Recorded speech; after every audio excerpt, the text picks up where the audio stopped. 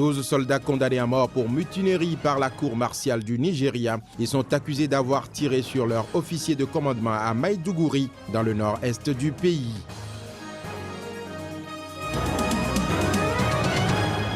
Plus de 800 millions de personnes souffrent toujours de la faim dans le monde entier. L'information est contenue dans le dernier rapport de la FAO, rendu public ce mardi.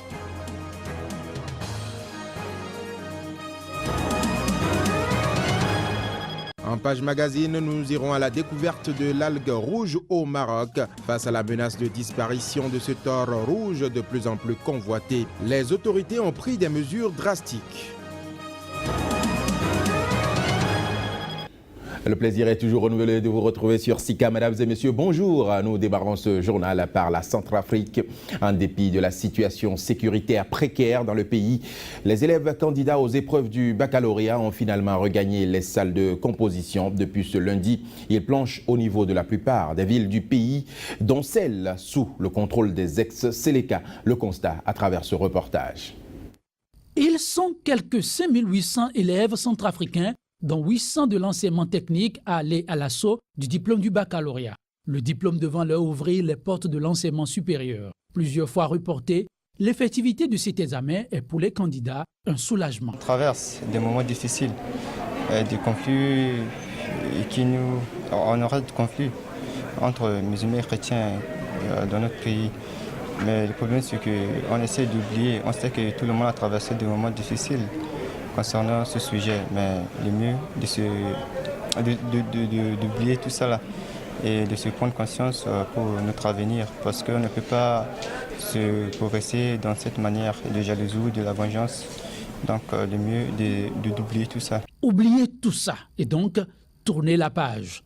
Moustapha Inous n'est visiblement pas le seul à faire une telle lecture de la situation. En témoigne l'engouement suscité par les compositions. Nous sommes vraiment surpris, c'est avec l'étonnement de tous les enseignants. Malgré tout ce que le pays a connu, les élèves ont eu le moral, ils se sont présentés. Le taux d'absence est vraiment très bas, c'est ça qui nous enchante. Aucun incident n'a émaillé la première journée de composition. L'examen du baccalauréat en cours prend fin vendredi prochain. La cour martiale du Nigeria vient de condamner 12 soldats à mort pour mutinerie. Ceci après une altercation à l'issue de laquelle ces derniers ont tiré sur leur officier de commandement. L'incident s'est produit à Maiduguri, dans le nord-est du pays. Reportage. Mutinerie, complot criminel, tentative de meurtre, désobéissance, insubordination et fausses accusations. Ce sont là les chefs d'accusation retenus contre les mises en cause. 18 soldats au total à être jugés, 12 ont été condamnés à mort, 1 à 28 jours de travaux forcés et les 5 derniers acquittés. En effet, ces soldats, parmi tant d'autres, en première ligne dans la lutte contre l'insurrection des islamistes Boko Haram, se sont souvent plaints du manque d'armes et d'équipements adéquats pour affronter les rebelles. Après la mort de nombre de leurs camarades dans une embuscade islamiste, ils auraient exigé que le général Amadou Mohamed, commandant de la 7e division en pointe dans la lutte contre Boko Haram, leur fournisse des explications, mais en vain. Sur ces entrefaites, selon des témoins, les soldats sont devenus indisciplinés et ont par la suite lancé des pierres et tiré des coups de feu en l'air à l'arrivée de l'officier. Ce dernier n'aurait eu la vie sauve que de justesse. Les inculpés ont tous plaidé non coupables. Dans cette affaire, explique le président du tribunal, Chukwuemeka Okonkwo, le tribunal a notamment pris en compte son impact probable sur les opérations contre-terroristes dans le nord-est, ainsi que ses implications sur la sécurité nationale. La sentence de la Cour devait être confirmée par les autorités militaires nigérianes. Les conséquences de l'épidémie du virus Ebola à présent qui continue de faire ravage sur le continent africain. Les animaux de compagnie en payent également le prix. C'est le cas en Côte d'Ivoire, pays non touché où les singes en particulier sont abandonnés ou convoyés vers le parc zoologique national d'Abidjan. Un phénomène qui s'inscrit dans le cadre de la prévention au virus Ebola. Reportage.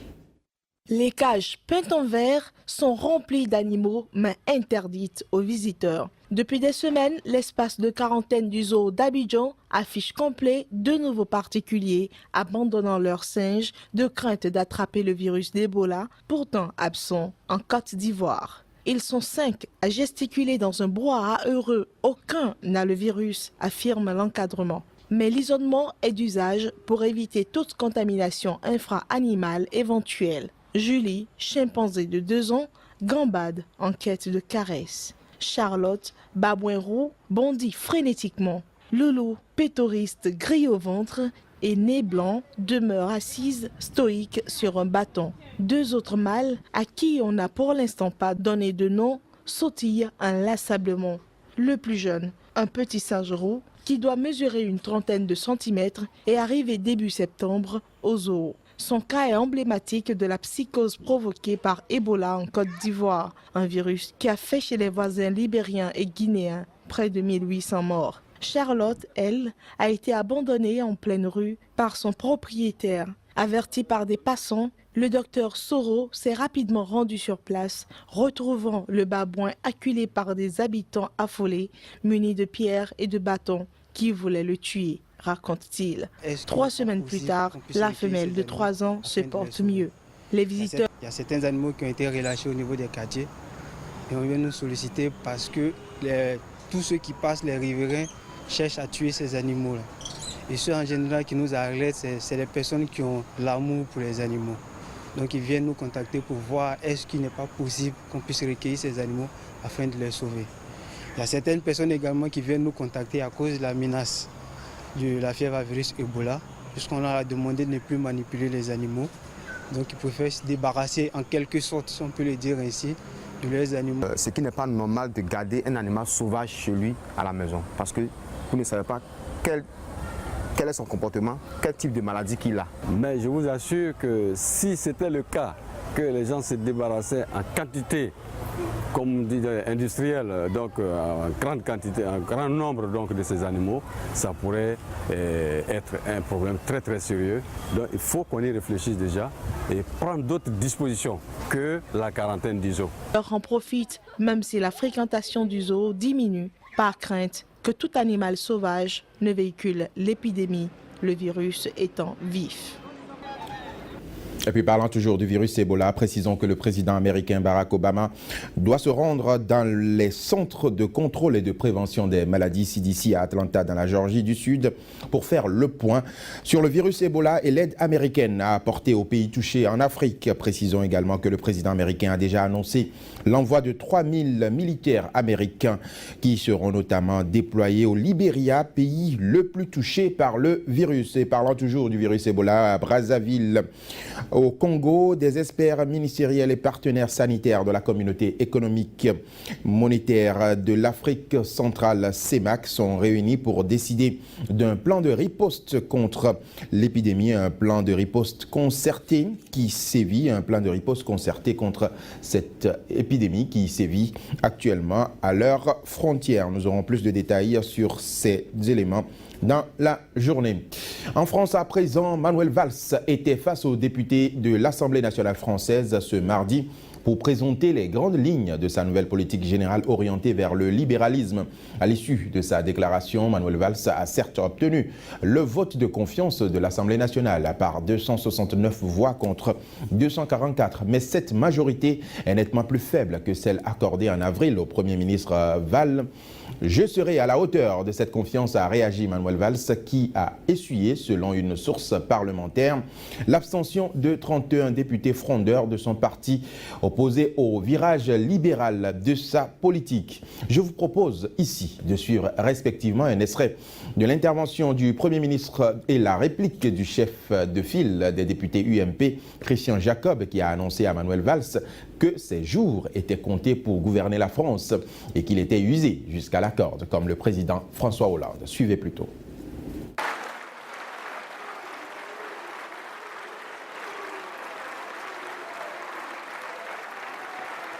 Le vote de confiance d'aujourd'hui n'est pas un vote banal, c'est un vote déterminant et il engage chacun d'entre nous. Nous ne demandons aucune facilité.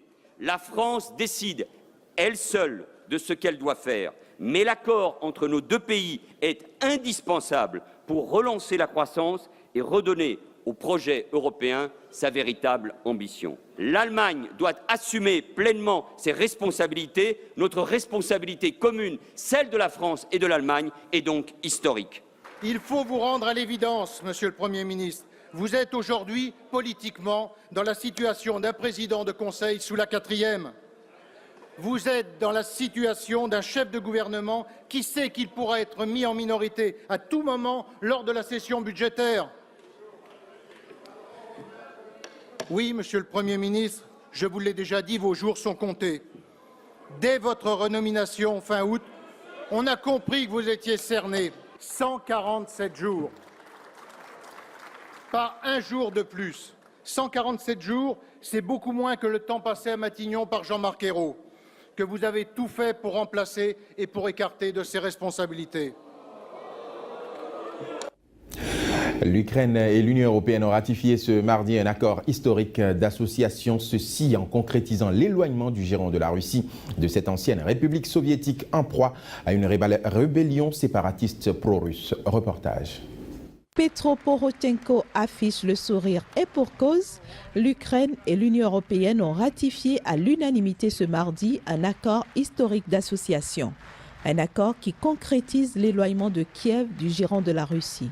Parallèlement à l'accord ratifié, des lois garantissant entre autres une plus grande autonomie des régions pro-russes de l'Est et l'organisation dans les districts séparatistes d'élections le 7 décembre ont été adoptées. Toutes choses qui, selon le président Poroshenko, marquent un premier pas vers l'adhésion de l'Ukraine à l'UE. Dites-moi, qui va maintenant oser fermer les portes de l'Ukraine à l'Europe ?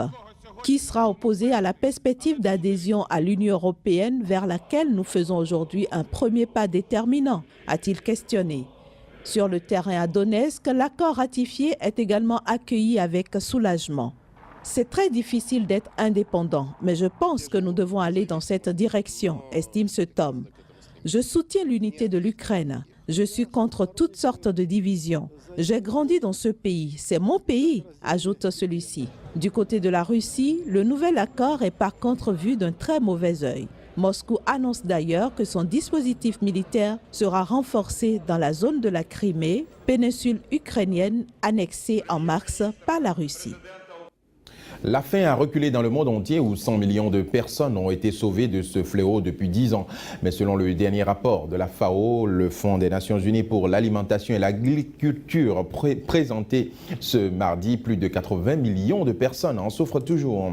Le point de la situation de la faim dans le monde entier à travers ce reportage.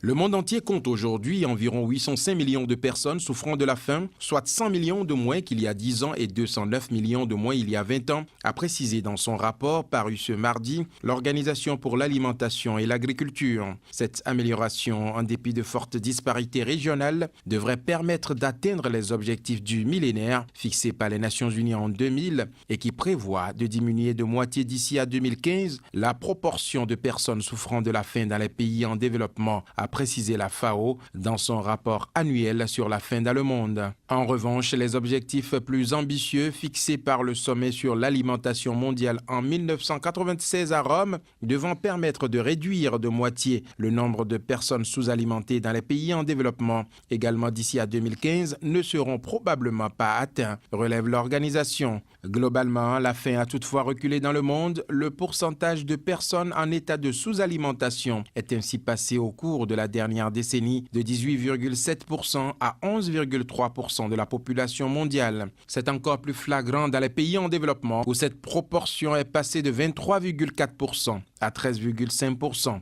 Les progrès réalisés sur le front de la lutte contre la faim dans le monde entier masquent cependant de profondes disparités régionales. L'Afrique subsaharienne a peu progressé au cours des dernières années et environ une personne sur 4 reste sous-alimentée dans cette partie du monde, indique la FAO, le Programme alimentaire mondial, le Fonds international pour le développement de l'agriculture, co-auteur de ce rapport annuel. Le rapport note toutefois qu'il y a quelques raisons d'espérer en raison d'un engagement politique croissant pour lutter contre la faim. Une forte croissance économique y améliore les conditions de vie d'une population toujours en croissance, selon ce rapport qui relève que 7 des 10 économies à la croissance la plus rapide sont en Afrique. Cet engagement politique en faveur de la lutte contre la faim a donné des résultats particulièrement satisfaisants en Amérique latine, où les progrès ont été les plus sensibles, permettant à cette partie du monde d'atteindre d'ores et déjà les objectifs fixés par le sommet de Rome il y a près de 20 ans. L'Asie, continent de loin le plus peuplé du globe, accueille sans surprise 2 personnes sur 3 en état de sous-alimentation dans le monde. L'Asie du Sud, soit essentiellement l'Inde, n'a réalisé que peu de progrès, l'Asie du Sud-Est ayant en revanche déjà rempli les objectifs du sommet de Rome. L'Océanie est la région en développement comptant le moins de personnes sous-alimentées, mais la situation tend à s'aggraver depuis 20 ans selon les estimations de la FAO. Le sport à présent, résultat des premiers matchs de la première journée de la Ligue européenne des champions qui s'est déroulée hier sur les stades. On note une surprise dans le groupe A avec l'Atlético Madrid, finaliste malheureux de la Champions League la saison passée, qui tombe 3-2 sur la pelouse du modeste Olympiakos. Dans l'autre match de la poule A, la Juventus a mis du temps mais a réussi son entrée avec un succès face aux Suédois de Malmö sur le score de 2-0. Dans le groupe B à présent, le Real de Madrid, tenant du titre, a signé le carton de la soirée, 5-1 contre les Suisses de Bâle. Dans l'autre affiche, Liverpool, club aux 5 Ligues des Champions, a souffert pour s'imposer 2-1 contre Ludogorets, nouveau venu bulgare à ce stade de la compétition. Précisons dans le groupe C, Monaco, 19e de la Ligue 1 française, qui a perdu au Mercato ses stars colombiennes, à savoir James Rodriguez et Falcao, a signé un hold-up chez lui face au Bayer Leverkusen par un score de 1-0. Dans l'autre match de la poule C, le Zénith Saint-Pétersbourg a ramené un très bon résultat de la pelouse de Benfica avec un succès de 2-0 pour finir dans le groupe D. Enfin, Arsenal a passé une sale soirée, battu 2-0 par le Borussia Dortmund qui a marqué grâce à l'international gabonais Pierre-Emerick Aubameyang. Le Galatasaray, quant à lui, a arraché le match nul sur le fil chez lui contre les Belges d'Anderlecht, 1 partout. Et puis précisons que la deuxième partie des matchs de la première journée dans les groupes E, F, G et H est prévue pour ce mercredi. Je vous propose ici, à travers ce reportage, de faire un tour d'horizon des différentes rencontres prévues pour ce mercredi. La dernière partie des matchs de la première journée de la Ligue européenne des champions sera disputée ce mercredi. Après les groupes A, B, C et D, ce sont les E, F, G et H qui entrent en compétition. Dans le groupe E, Bayern Munich et Manchester City se croisent pour la 3e fois en 4 ans en phase de groupe. En 2011, chacun l'avait emporté 2-0 à la maison. Et en 2013, chacun avait gagné chez l'autre en marquant 3 buts. Le Bayern de Pep Guardiola a enregistré le retour de Franck Ribéry, mais reste privé de Schweinsteiger, Javi Martinez et Thiago Alcantara, tous blessés. Pendant ce temps, Zabaleta et l'entraîneur Manuel Pellegrini sont suspendus côté Citizens. Dans l'autre match de ce groupe E, l'AS Roma reçoit le CSKA Moscou. Au sein de l'équipe italienne, 3 joueurs ont été ménagés ce week-end en championnat, notamment son leader d'attaque Gervinho, son vieux capitaine Totti et sa jeune recrue Ayturbe. De Rossi étant suspendu, Seydou Keita devrait débuter la rencontre. Côté CSKA, l'entraîneur Leonid Slutsky déplore 3 blessés et 2 suspendus. Mais son équipe a déjà disputé 7 journées de championnat cette saison et enregistré 5 victoires et 2 défaites. Dans le groupe F, à Amsterdam, le Paris Saint-Germain va défier un Ajax qui rêve de jouer le troupe-fête face aux 2 favoris du groupe F, notamment le FC Barcelone et le PSG. Côté Ajax, le coach Franck Debout, qui a renoué avec la victoire ce week-end après 2 revers en championnat, dispose de tout son groupe. Dans l'autre match du groupe F, ce ne devrait être qu'une formalité pour le FC Barcelone face au petit poussé l'Hapoel Nicosie. Ce sera également l'occasion de voir si Lionel Messi, sans doute associé à Neymar et Pedro en attaque, confirme son retour sur l'échiquier européen. Dans le groupe G, après 4 victoires en 4 matchs de championnat, Chelsea étirera-t-il son carton plein à l'échelle européenne? En tout cas, le club de José Mourinho avait écrasé Schalke 3-0 2 fois la saison dernière en match de poule. Rien ne va plus en revanche pour le club allemand qui se traîne dans la zone de relégation après 3 défaites et 1 nul en Bundesliga. Le Sporting Lisbonne aimerait profiter des soucis de Schalke pour prendre de l'avance en vue du 2e biais qualificatif avec un voyage à Mirabor. Enfin, dans le groupe H, le FC Porto doit faire valoir son rang de favori en recevant le Bate Borisov.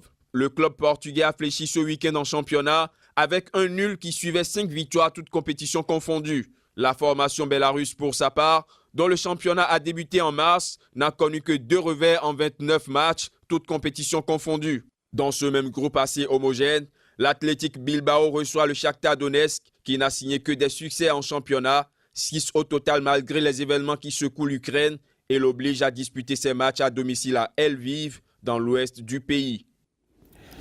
La page magazine de ce journal à présent, récolté durant des mois d'été sur une petite partie de la côte atlantique du Maroc. Les algues rouges permettent la fabrication de l'agar-agar, un gélifiant végétal qui a connu un développement important ces dernières années, notamment en Europe. Mais face à la raréfaction de ce thor rouge de plus en plus convoité et à la précarité des familles qui en vivent, le Maroc a pris des mesures drastiques, mais le combat risque d'être très long. Reportage. À une vingtaine de mètres de profondeur, ces plongeurs sont à la recherche de l'or rouge. Une algue utilisée dans l'alimentation et l'industrie cosmétique qui pullule au large des côtes marocaines. Atibari en a fait sa spécialité. Plongeur amateur, il passe ses journées à inspecter les fonds marins.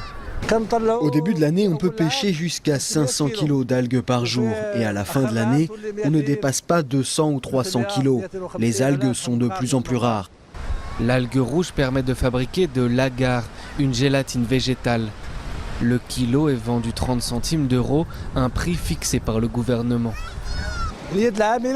La main-d'œuvre ici ne bénéficie pas de cette activité. Ce sont les revendeurs qui achètent chez nous et qui exportent les algues. Longtemps premier producteur mondial, le Maroc ne possède plus qu'une seule usine de transformation. Une grande partie de la production est donc vendue à l'étranger. Notre production, il est à 99%, il est à l'export. Et donc malheureusement, le Maroc, il importe des produits qui contiennent de l'agar, mais il ne produit pas sur place, il n'utilise pas pour faire des produits alimentaires qui contiennent ce produit dont les Japonais ou les Européens connaissent les bienfaits. Sur la plage d'El Jadida, des familles entières viennent ramasser à la main les restes d'algues délaissés par les plongeurs. Mais la plante est menacée par une surexploitation massive. En 2009, 14 000 tonnes d'algues avaient été ramassées, un chiffre désormais limité à 6 000 tonnes par le gouvernement. C'était exploité de façon anarchique. Pas de contrôle, pas de quotas, pas de restrictions, pas de période d'arrêt. N'importe qui, pendant la campagne estivale, allait travailler dans les algues. Donc aujourd'hui au moins, nous avons circonscrit. Depuis ces mesures, l'algue rouge fait un timide retour sur les côtes marocaines. Pour le gouvernement, c'est une activité qui mérite d'être protégée. Le chiffre d'affaires de ce secteur avoisine les 31 millions d'euros. Voilà, madame, monsieur, ce sera tout pour cette édition. Mais avant de partir, retenez cette pensée de Paul Coelho qui dit « Si tu améliores le présent, ce qui viendra ensuite sera également meilleur ». Ce sera tout pour cette édition de l'information sur Sika. Merci de nous avoir suivis. Retenez que l'information se poursuit sur notre site internet www.sikatv.info et sur la page Facebook de Sika TV.